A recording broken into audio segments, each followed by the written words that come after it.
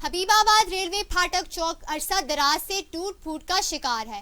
चौक जगह जगह से खंडरात में तब्दील हो गया है, जिसकी वजह से आए रोज हादसात मामूल बन गए हैं। रेलवे इंतजामिया की खामोशी ने मुतादिद इंसानों की जानों को दांव पर लगा दिया है। इस हवाले से मजीद जानते हैं इरफान नूर की इस रिपोर्ट में।